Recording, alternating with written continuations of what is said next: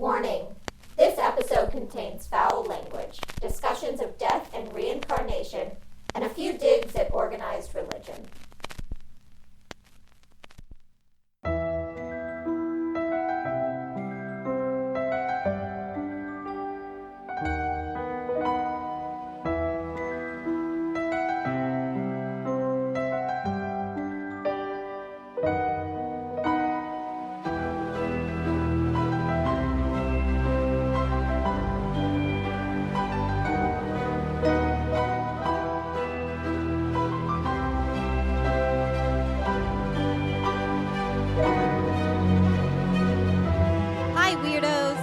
Listening to Keep It Weird, the podcast for all things strange and unusual, otherworldly and audacious, slimy yet sophisticated, and sometimes we even get extra.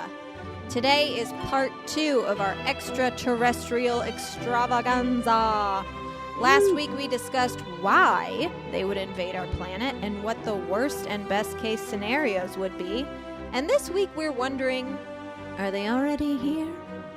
We're going to be looking at some theories as well as some first-hand accounts that suggest not only are they coming for us and our planet, but that the invasion has already begun. So, get out your tinfoil, grab your baby monitors, and if you live near a crop circle, you better head into the basement. My name is Ashley, and this is my co-host Lauren. Hi, weirdos. That was a science joke. I got it. Did you get it? Did you catch it? Yes. I have to watch Signs tonight, I think. No, Signs can be tonight. I was about to say we already have a movie scheduled, but that I'm sure it's a different night because Joe is back in town, so I can't just steal your attention. But you can't just steal me away. We really need to watch They Live. Yeah, I know. Next week I'll have a night for sure that I can watch They Live. I'm so excited. I know. Joe and I watch Signs probably every year. Here's the thing that's amazing about Signs. I feel like I've already talked about this in the show. Maybe I shouldn't. No, I will. The thing that's amazing about Signs is that it's not about aliens at all. It's literally the signs. You know, some people are like, signs, like crops are... No, signs as in like signs from the universe, like signs, like look out for signs that God is real, essentially. Important signs of telling you to like believe and keep doing what you're doing. And it's like, it's whatever you believe in. That's kind of why it's genius, because it's like whether you believe in God or whether you're just like, oh, there's a higher power, but I don't know what it is. Like any kind of belief, like follow the signs, look out for the signs. And it's so smart.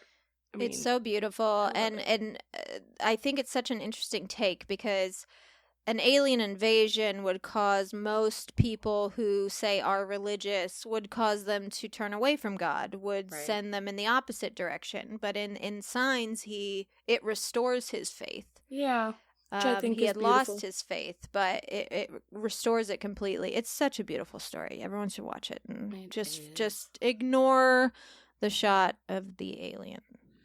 Yeah, don't focus too much on that.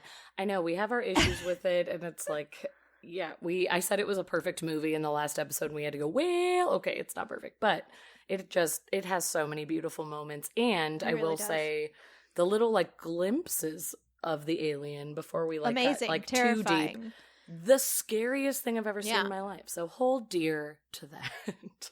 Yeah, hold dear to those moments. And I know we talked about like some of the cast, but like, here's the thing about Mel Gibson. Do I agree with him as a person? No. Do I think he's a piece of shit? Yes. Is he one of the best actors we've ever seen on TV? Yeah. Sorry, he's really talented, and that's probably his best performance. He's so good in that. It's incredible. And Joaquin Phoenix is just... Yeah. There's nothing that I dislike, Joaquin in, so no surprise there. But it's true, Mel Gibson, you like, especially in Signs, you have to let it go and enjoy the movie. Gotta give him props. Listen, it's great. Talent is talent. Sometimes some of the worst people are the most talented. You right. That's life. One thing I did want to touch on today is a little announcement. For those of you who follow us on Instagram and Facebook, you should know this already, but I have officially joined the Losers Club, a Stephen King podcast, as a constant contributor. Yes, Thank you. Did. Round of applause for Ashley Cassidy. It is honestly, like, this has come way too late. No, I'm totally kidding. But it's like, of course, this is the podcast. I was trying to get on that show since 2017, and it never worked out. And I finally got on, and they liked me so much they asked me to become a part of the show. So that fucking rules. No surprise. I will be joining them once or twice a month over there to talk about Stephen King's books, movies based on his works, Stevie King news, and often some other spooky and related topics. I will also be in Chicago next month over Labor Day weekend for the Stephen King Film Festival. It's called the Creep Show Film Festival. So if anyone wants to come meet me, you can get tickets straight from the Music Box Theater's website or hit up the link on my personal Instagram or their personal Instagram at the Losers Club Podcast. And I believe, I'll cut this out if it's incorrect, but I believe I'm on the show this week. So hit them up wherever you get your favorite podcasts and listen to us chat about some upcoming Stephen King projects. Also, had to say, the movies playing at the Creep Show Film Festival, listen to this. The Shining, Dr. Sleep, 1408, Christine, Stand By Me, Misery. Perfect. Creep Show. Okay, well. Creep Show 2. Killing me now. And Pet Sematary 2.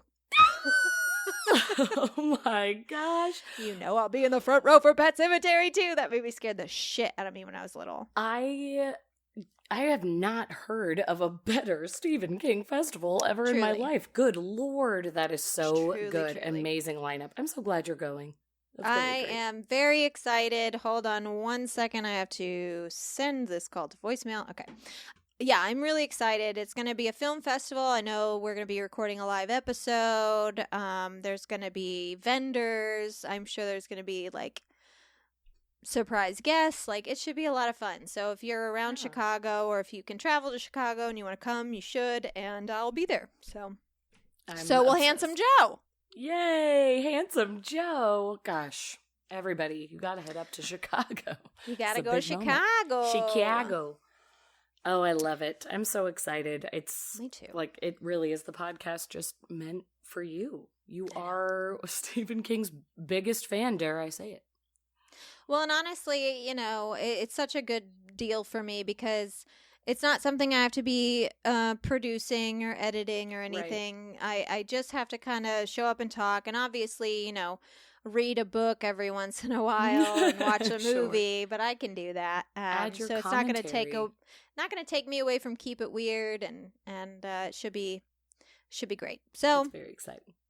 Last week I covered the idea that aliens may be abducting women and men in order to splice human DNA with alien DNA to make hybrid babies. Mm-hmm. In the cases I described, the children were never with the parents and did not grow up on Earth, at least not in our dimension. Insert X-Files music here. Well, there are other theories that suggest that there are plenty of aliens living on Earth among the rest of us as we speak. They're just here already, and we have to face facts. They're already here. You don't even know it. It's your neighbor who seems a little off, like you've just been missing it this whole time. Well, in my case today, I'm actually talking about a theory that is super fascinating and very optimistic, actually. And yeah, I'm talking about earthbound aliens that are called starseeds. Yes. Most of what we know about starseeds come from the accounts of mediums and seers who have claimed to connect with the Akashic records. The what? You may be thinking.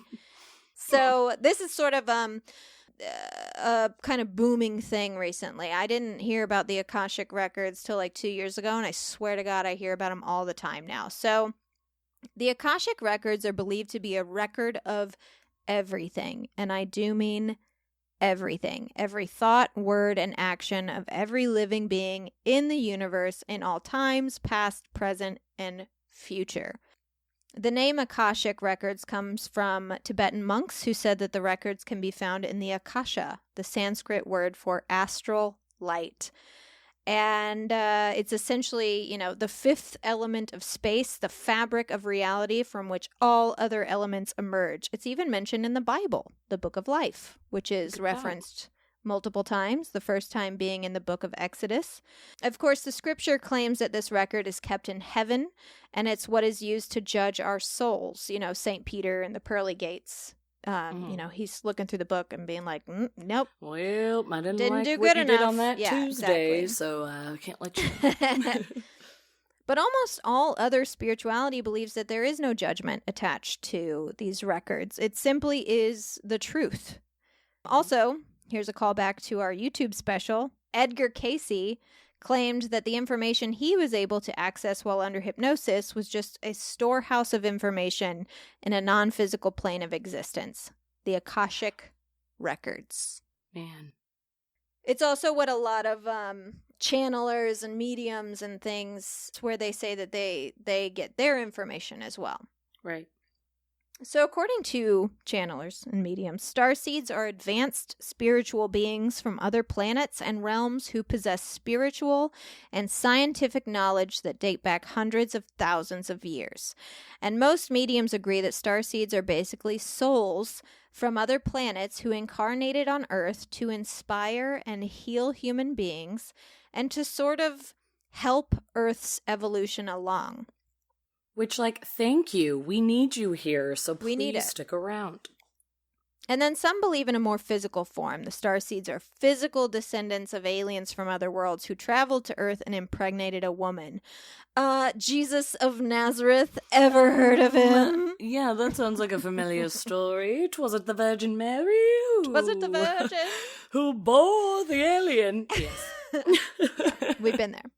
Now, you would not know a starseed just by looking at them or even talking to them. In fact, I would actually be skeptical of anyone calling themselves a starseed. But that's 100%. Just me. Yeah, it was I think that's an immediate red flag if somebody says they are a starseed. I think that you can, I'm going to go over traits of starseeds. So I definitely think that you could look at yourself and be like, oh, I possess some of these traits. But people that are like, I am a starseed, I am from Venus. I'm like, okay, well, I mean, maybe. Worship me now. Here's the thing. I didn't believe in mediums either until I met a couple of them.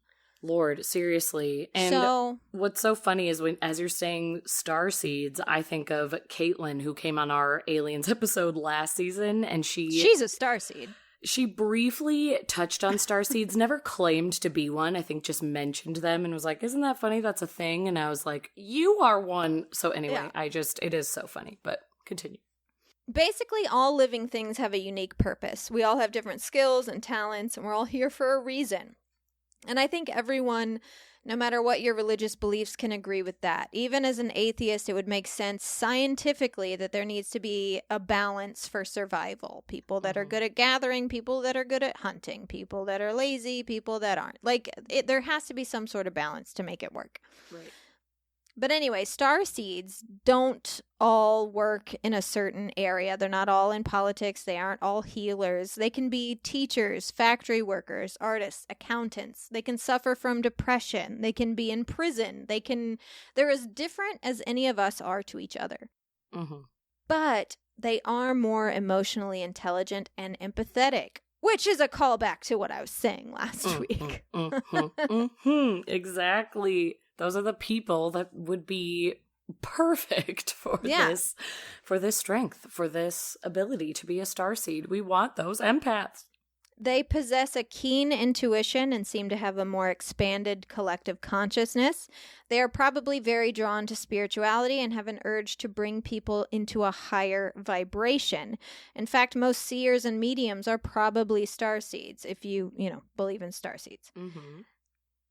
And even aliens. Aliens have been reported as communicating telepathically in almost all recounted abduction stories. And if you believe in, the CE5 meditations, which are Dr. Stephen Greer's Close Encounter of the Fifth Kind, basically his calls summoning UFOs via meditation, that's a form of telepathic or psychic communication as well. There are a lot of famous people who are believed to be starseeds, and obviously this makes it seem like starseeds end up in a specific profession, but it's just that they're famous, and there are only a few ways to become famous, at least before the internet was born. There's only like 5 ways to become famous. David Bowie, for example, he often spoke about how he didn't feel like he was from Earth. He was also a very open and empathetic person who was able to touch millions of lives. He also kind of seemed like an alien. He did sort of seem like an alien. You know what I mean? Like, if I'm going to believe that anybody is a starseed or an alien of any kind, it is David Bowie, 1,000%. You don't have to convince me too much. Carl Jung, who gave us dream analysis, the concept of introversion and extroversion, theories on collective unconsciousness, synchronicity, and of course he believed in aliens. Of course. No surprise. He helped millions, perhaps billions at this point, of people understand themselves and come to terms with some of the darkest parts of their souls. Some of his own patients helped to found Alcoholics Anonymous, which of course has helped an incalculable amount of people throughout its short history. He was a very spiritual man and a very spiritual scientist. Martin Luther King Jr., obviously, who was the most visible spokesperson and leader in the civil rights movement. Now, obviously, you can look at people like this and say, Bowie, really? Didn't he date a teenager? Martin Luther King Jr., really? Didn't he cheat on his wife? Carl Jung, really? Didn't he? Blah, blah, blah, blah, blah. They're not angels. Right. The whole point of the idea of starseeds is that no one is perfect. Not humans, not aliens, not gods. They're trying to help humanity. They're trying to give us the tools to move forward, which is what all of these people have done. Angels. Doesn't mean they're perfect. Yeah. And if we're believing in kind of like a hybrid view, it's like, remember that they're part human, and humans are the worst. So truly, yeah. Like, give them our a break. faults are massive. Yes. But, you know, we all have faults. We all give in to temptations. It's all a part of the experience of life if you are lucky enough to have it, which you and I and everyone listening to this right now are. I think that that's also a purpose of starseeds, just to enhance the human experience, to make people around them feel, you know, grateful to be alive and experiencing life, whether that's a teacher or a spiritual leader or a romantic partner, a daughter. I think the idea of starseeds is really wonderful. I love it. I really love it. And you can look at it from any sort of way. You could look at it from, if you wanted to look at it in like a scientific way, as opposed to a spiritual way. You know, they're just the people that are trying to progress in the right direction. But I also feel like, again, part human, so flawed, for sure. Right. Yes. I think that you could also categorize people like cult leaders as starseeds who went the wrong way. Interesting. Because they are incredibly influential. They are incredibly inspirational.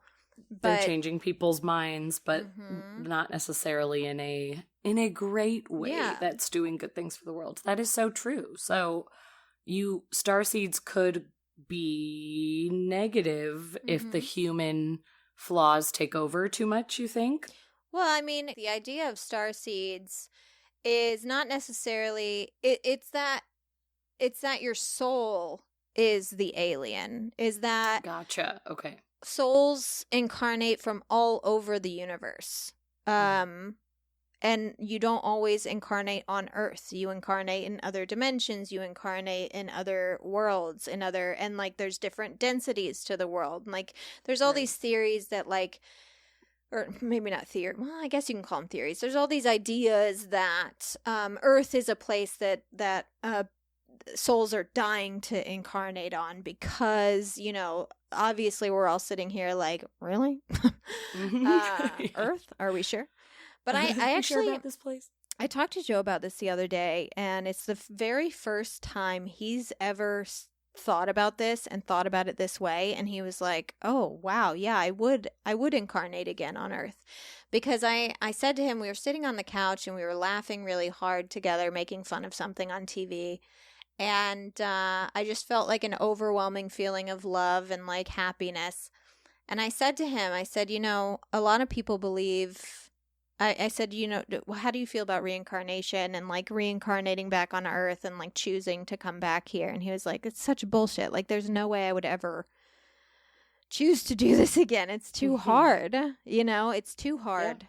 And I said, well, what if we passed and there is life after death and we're souls and we can feel each other and we know that, we're together and we can feel each other's energy. But we can't do this. We can't like laugh on the couch and spend this time together. I said, would you reincarnate on Earth to do that again? And he said, yeah. I love that. I think especially if it's true, if we do move on to this other place and we are just energy and we are all knowing and all, like we can feel all the feelings and everything, but you can't laugh.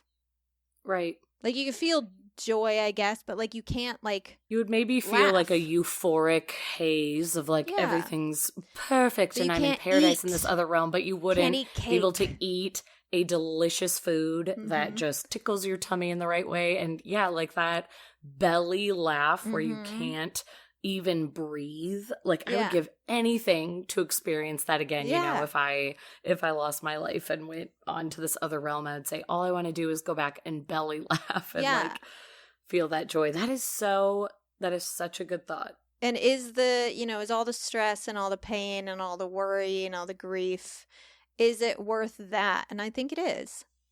I think it is too. That absolutely your mind would be changed after you lost that. Yeah. That you would be like, oh yeah, I would do it again. And man, what a great way to like get through life, honestly. True. Which is why it's like, maybe I just need a starseed in my life to tell me. No, I'm just kidding.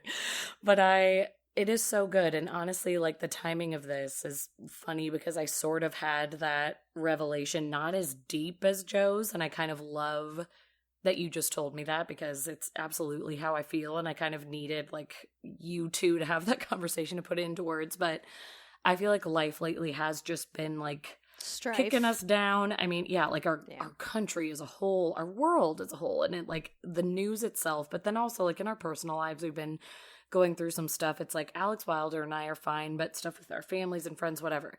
But then we went to one of our absolute like best friends' weddings this past weekend, and we haven't even seen this friend in a while because he's been so busy, and like him and his fiance were planning and traveling, whatever.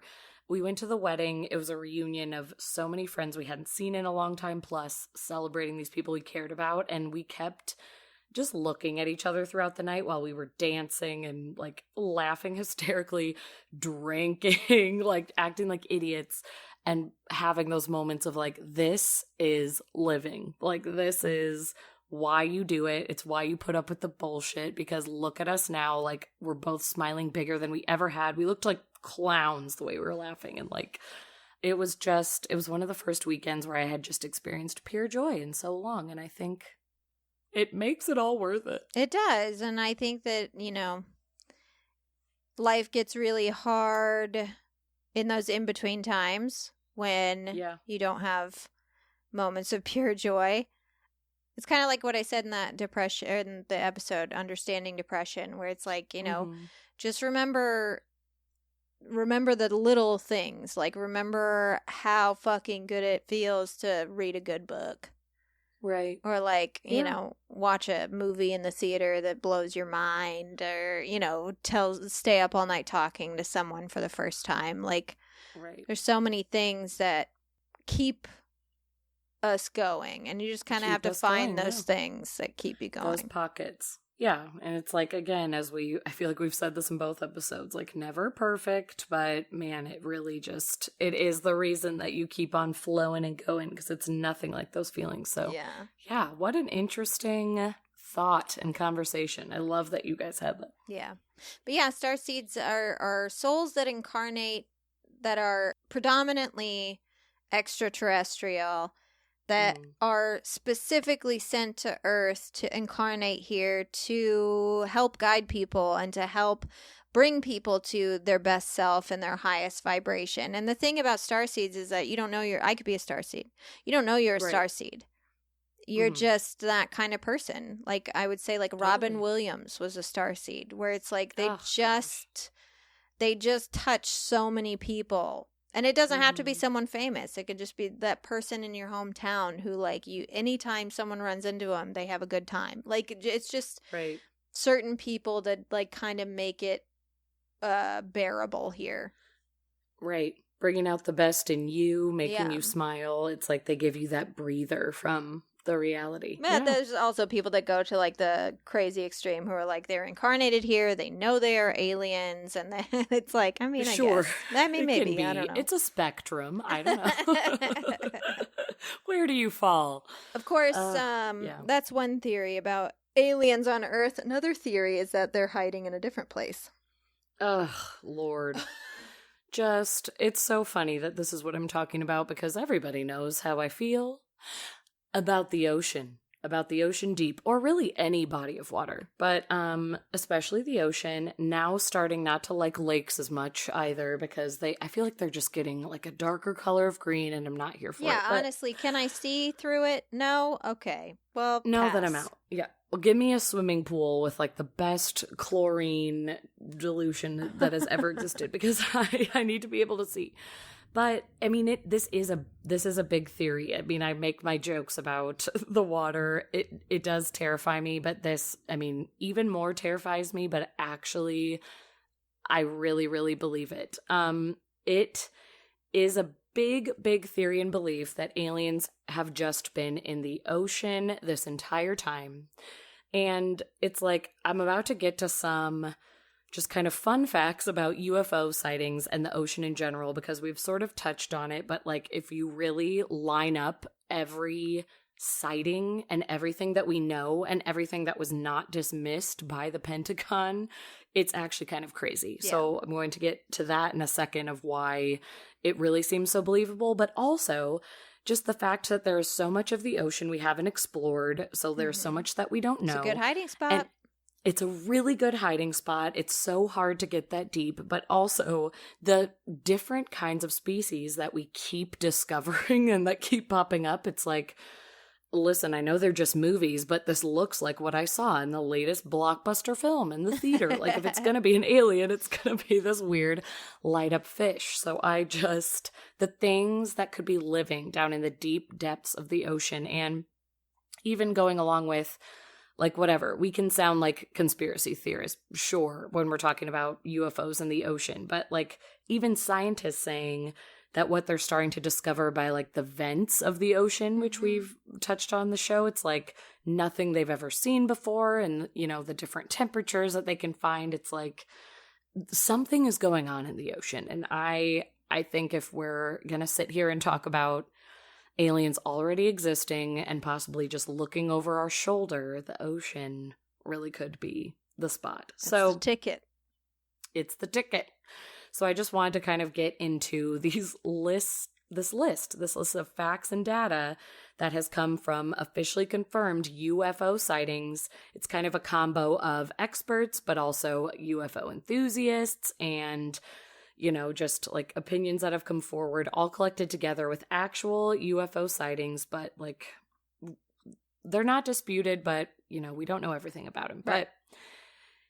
But UFOs, I just want to start with the blanket statement of there is a good chance that UFOs could come from underwater bases. So anything that you've been imagining of like a spacecraft is coming and landing on planet Earth, it's coming from the sky, this flying saucer, whatever you want to call it. It's like, no, there are actually so many times we don't even see where it came from. And there are some sightings that say it came kind of up from like the quote unquote ground, or if they were next to a body of water, it looked like it came straight out of that body of water, out of the ocean, did some loops, and then possibly went back into the ocean.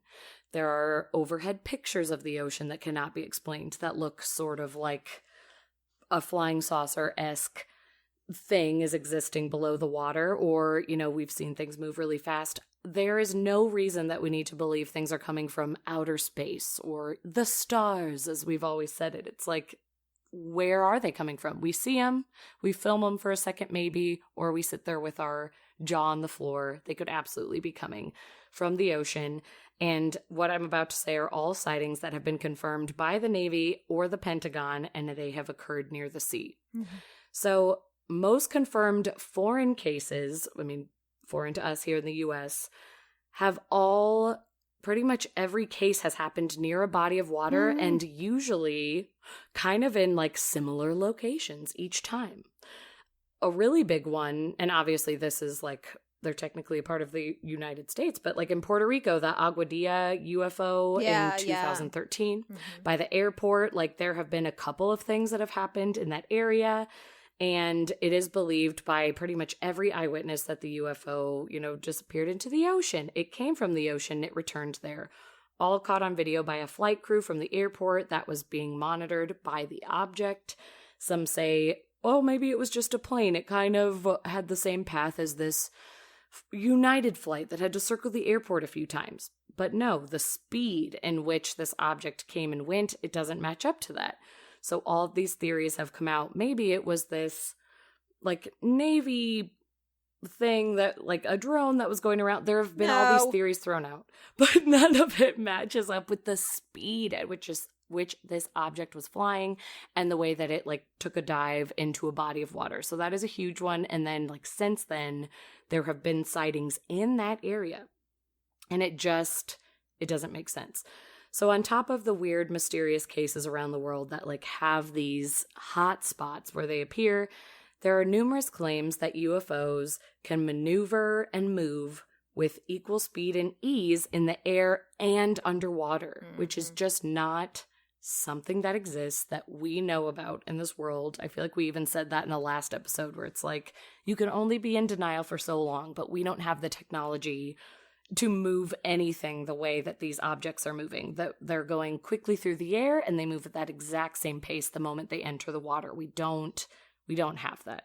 So that is something huge. And then another Pentagon employee, one of many who has come forward, had a serious claim that UFOs have previously disabled America's nuclear weapons, as we've talked about before, trying to keep us from harming our planet so they could, I don't know, maybe take it over one day. We're not saying yes or no, but possible.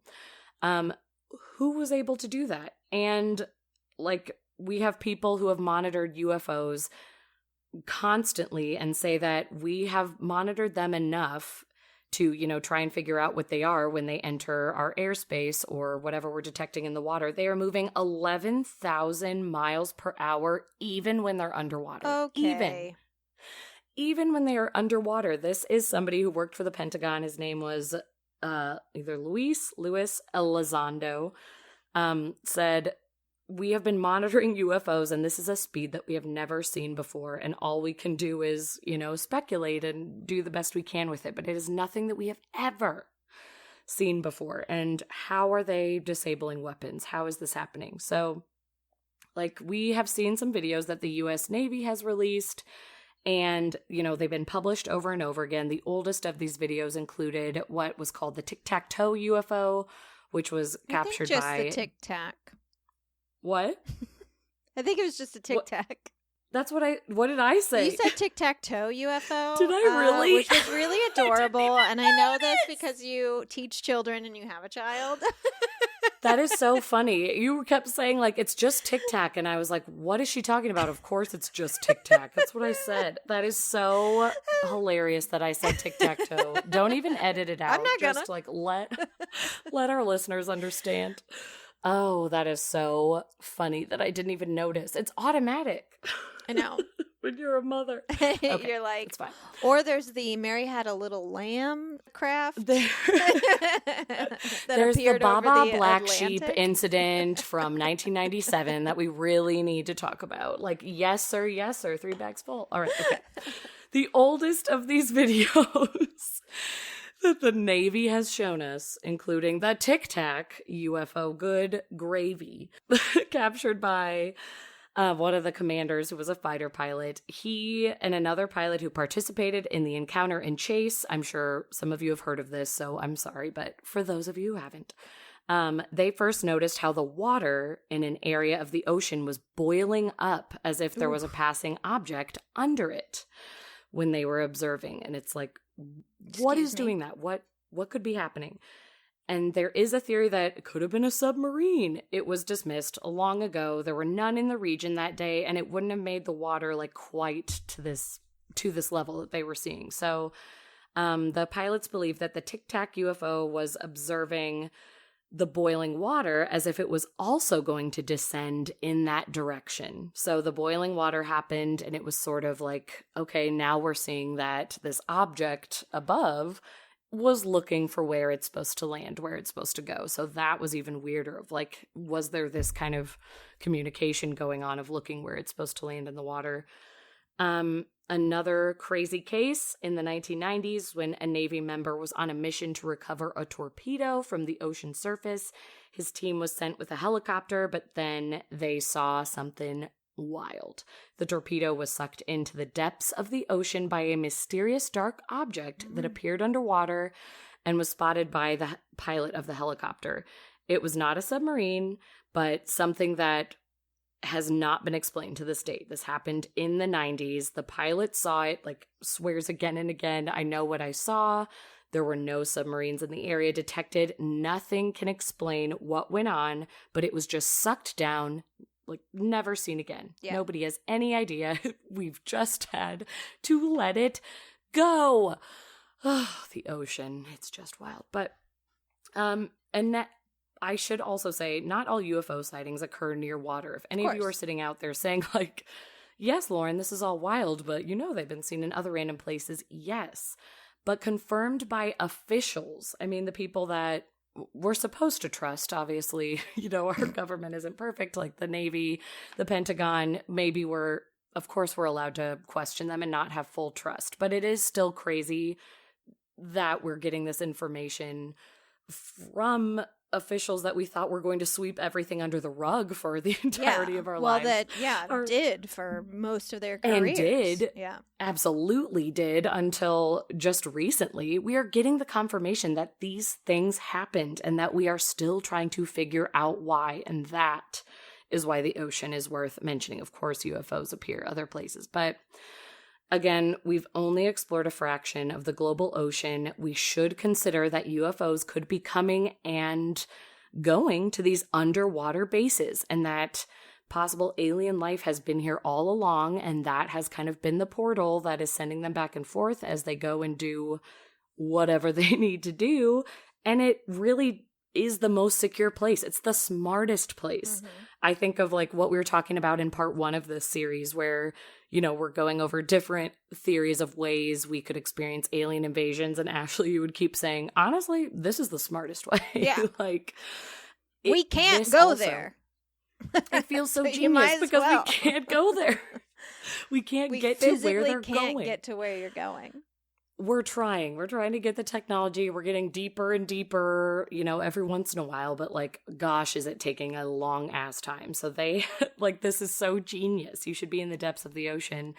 And there are no doubts that these UFOs are, you know, something not of this Earth. I mean, it's nothing that we know anywhere here on planet Earth. We haven't seen this technology of what is being seen. So like all we can call it is extraterrestrial.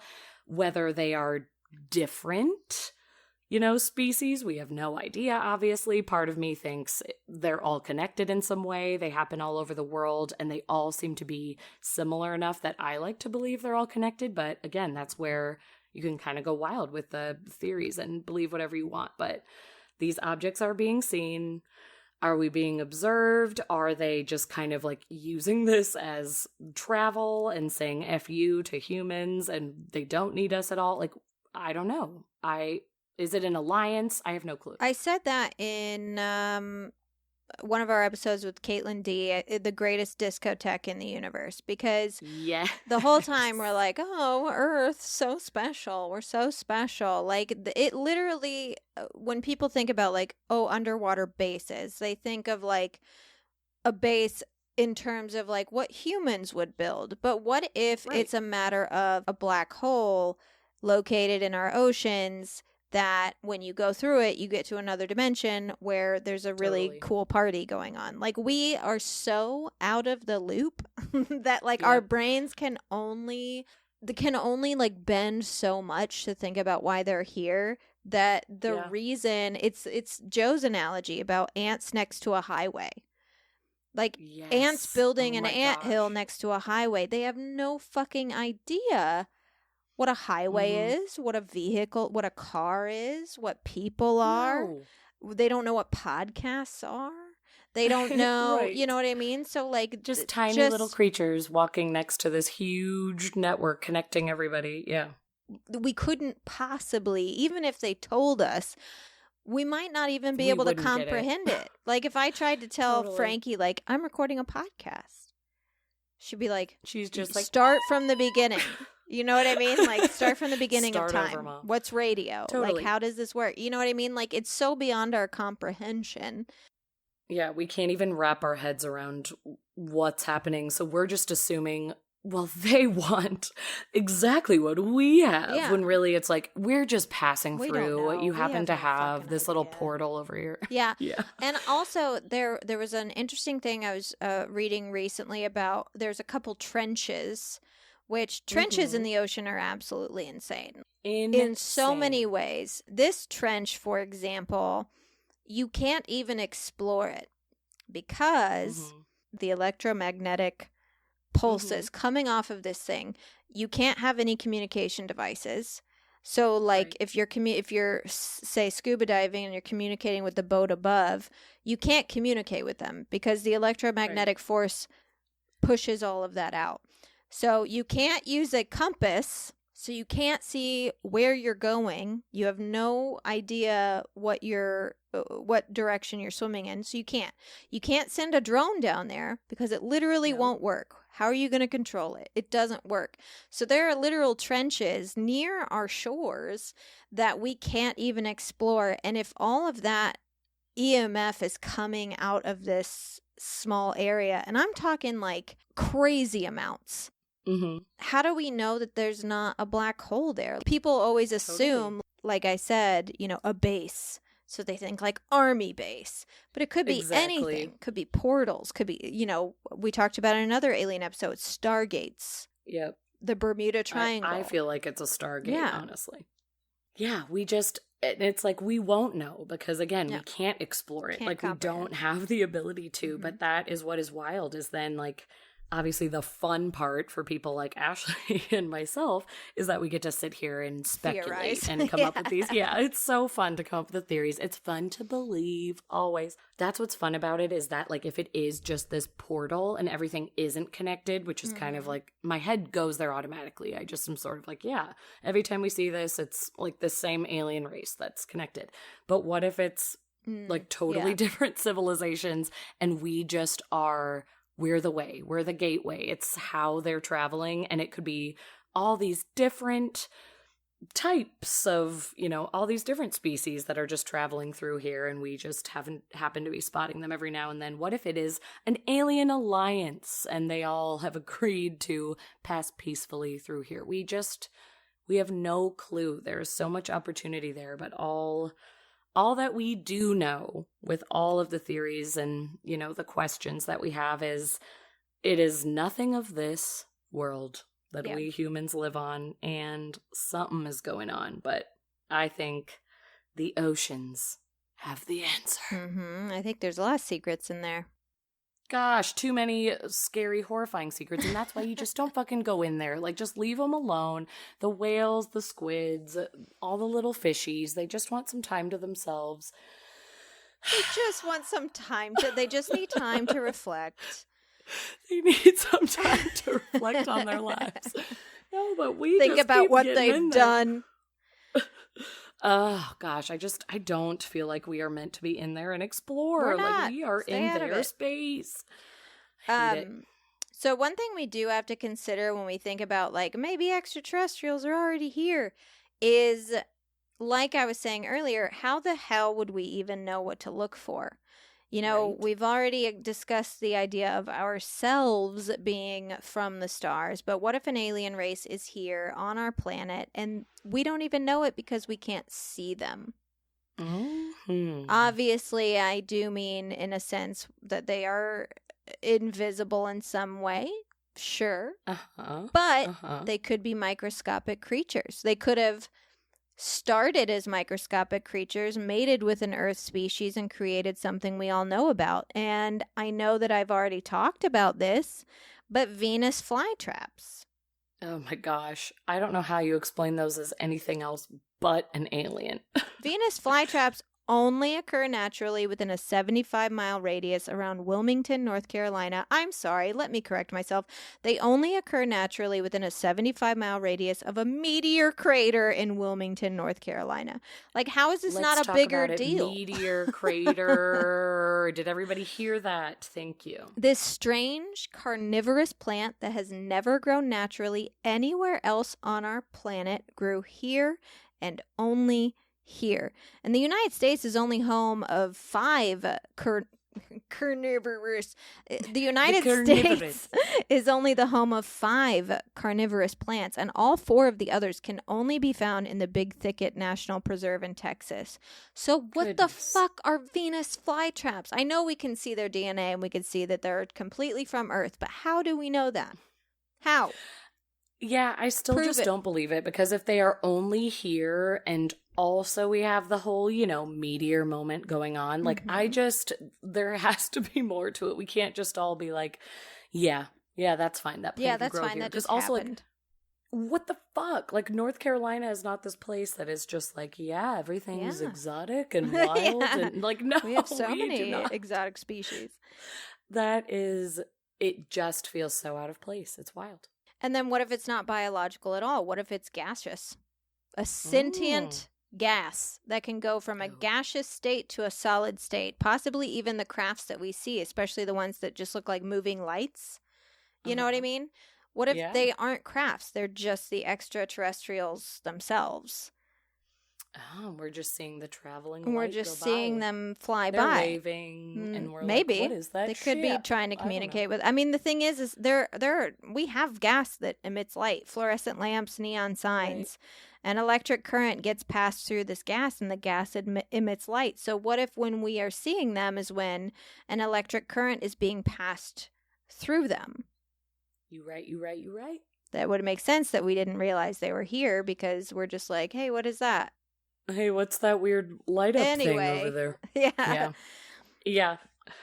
I don't hate that at all. And that is so true, where it's like, we're just calling everything a UFO. And like, what if when it's just like a little light up moment that's just them. Alien. Yeah.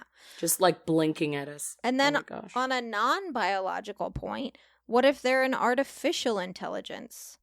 What if they're hiding in our internet or surfing on our 5G? Like, could that be possible? It doesn't exist yet on Earth, but that doesn't mean it doesn't exist anywhere in the universe.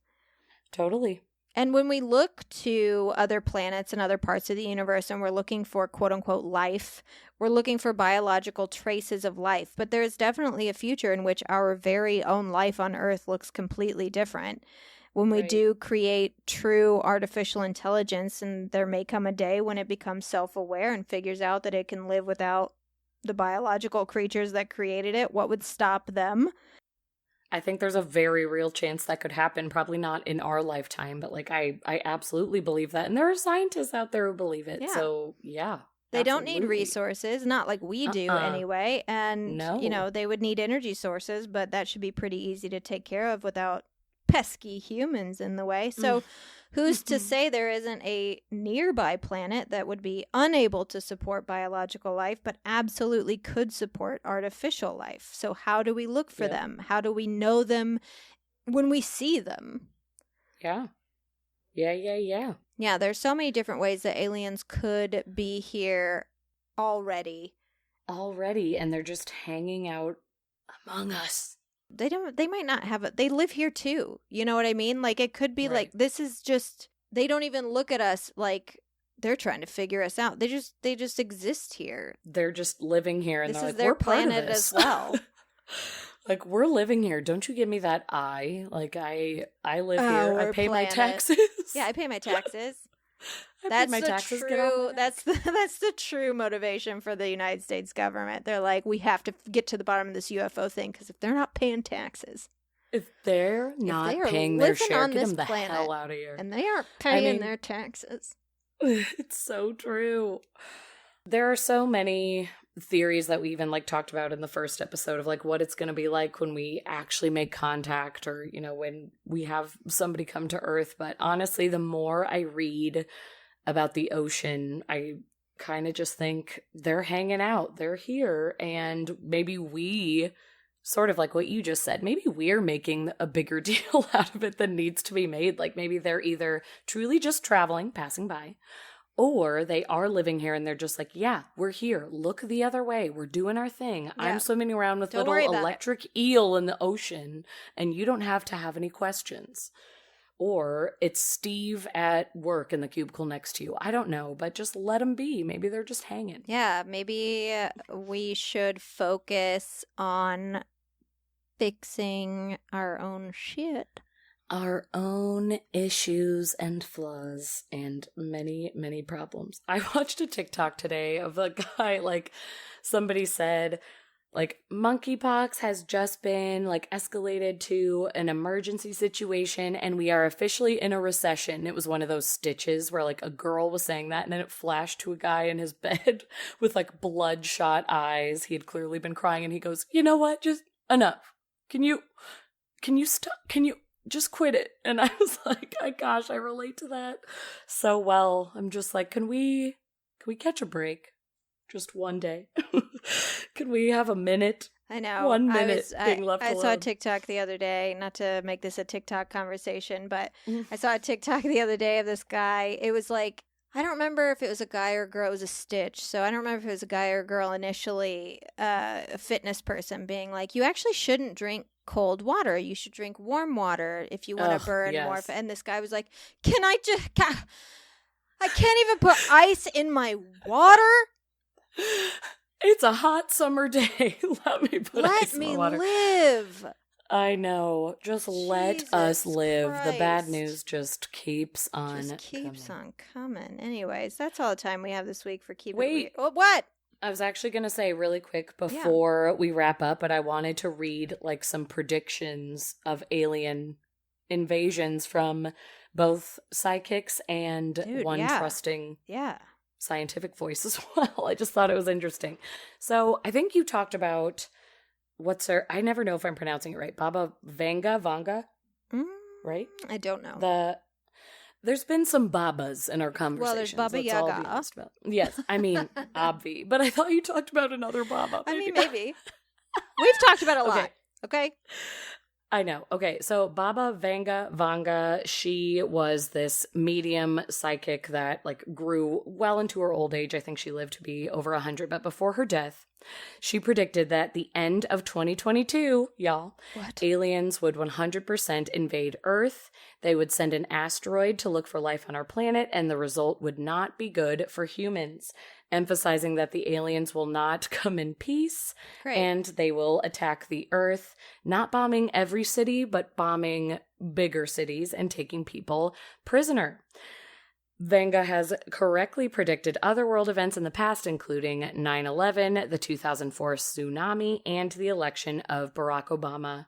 She has been incorrect about some predictions, one including that Donald Trump was going to contract a mysterious illness a few years ago. So if that brings you any comfort, she could be totally wrong. Well, but she did say we don't know for sure that he doesn't have a mysterious illness. I mean, you said it. Okay, then we have our favorite, Uri Geller. Love him. We talk about him all the time. We're obsessed with him. The 75-year-old psychic recently announced on his Instagram, I think it was actually just last alive? month. Yes. What? I fucking... Wait, is he not? I own the book on Uri Geller. Did not know he was still alive. Assumed he was dead. Wait, well, now we have to check assumed it. What he if was this dead. website lied to me? No, I mean, listen, he's...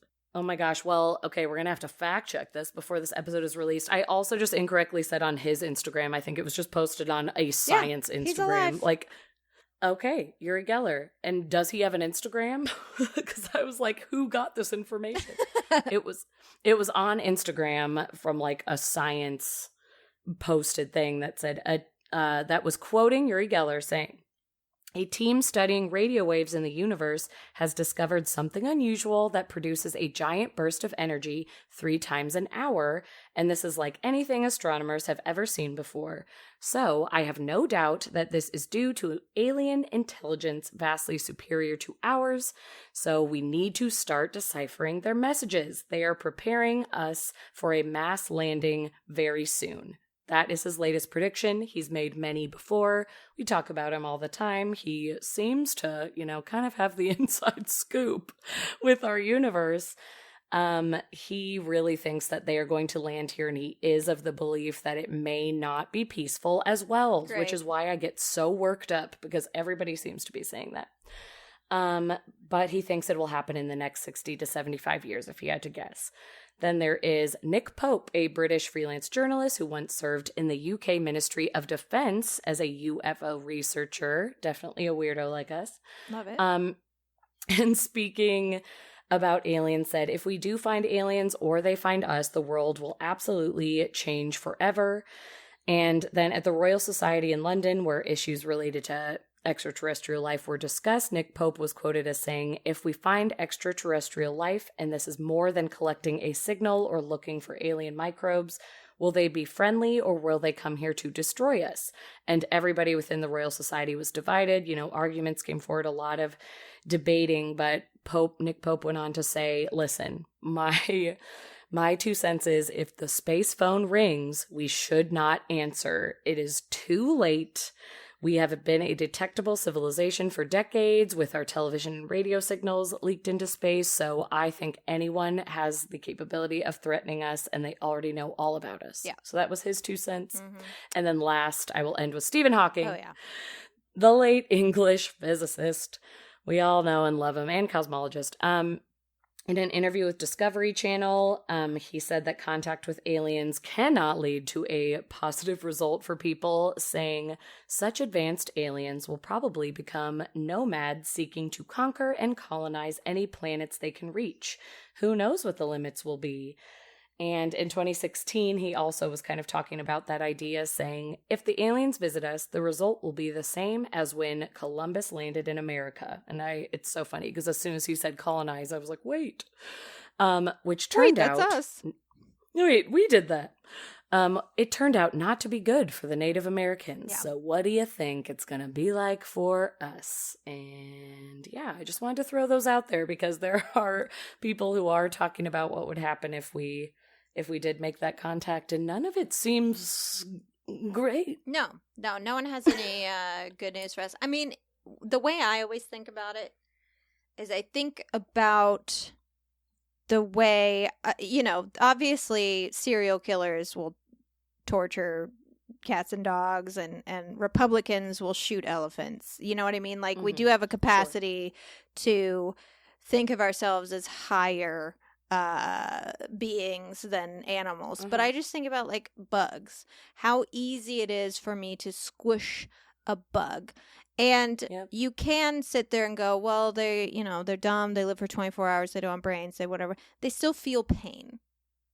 Mm-hmm. They still feel, it doesn't mean it didn't hurt them pain. When we stepped on them. So the fact that I, an extraordinarily empathetic person, can so easily go meh and squash a bug, and think about a being who considers themselves, even if they're not actually higher intellect or higher beings, consider themselves to be more important or higher beings, how easy it will be for them to squish us like bugs. Yep.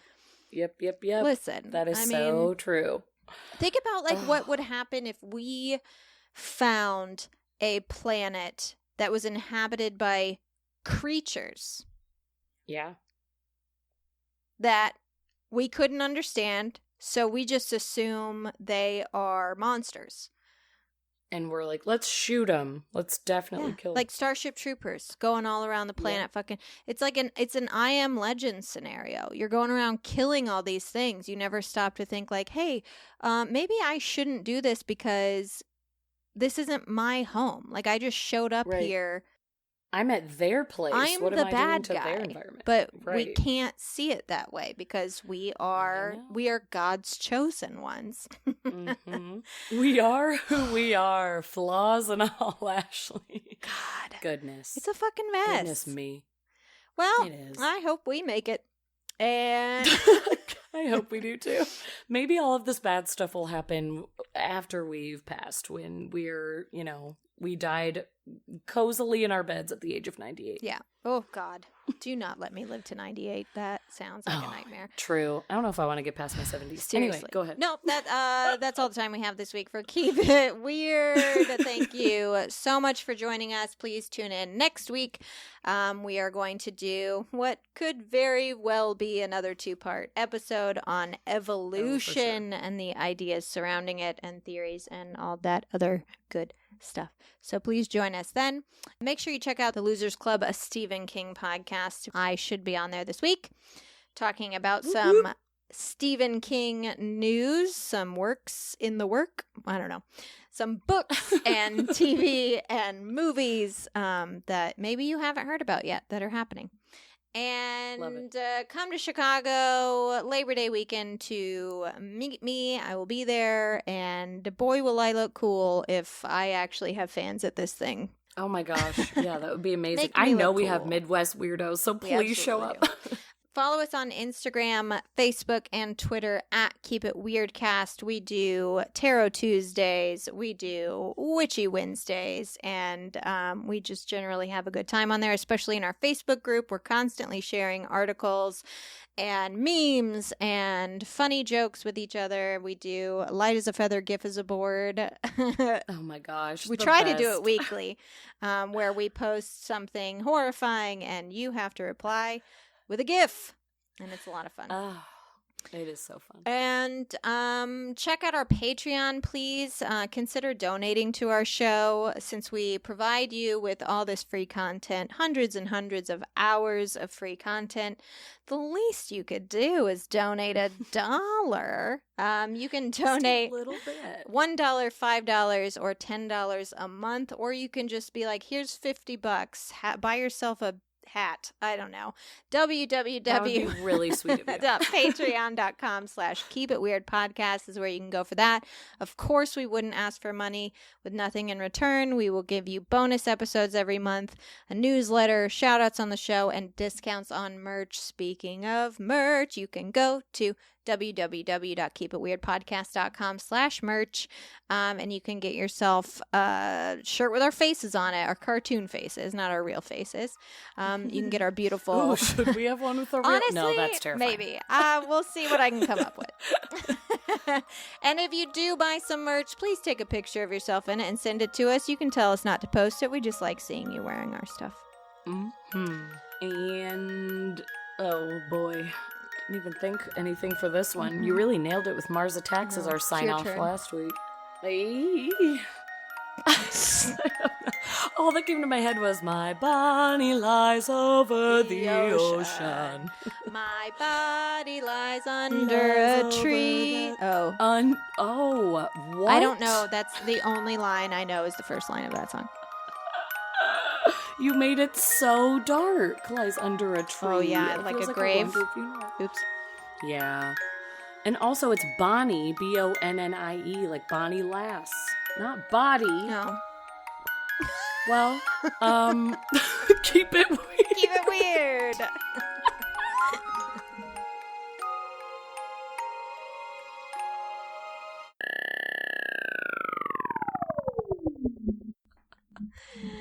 Are you sure it's not body? Yeah. Okay, all right, well, that's fine.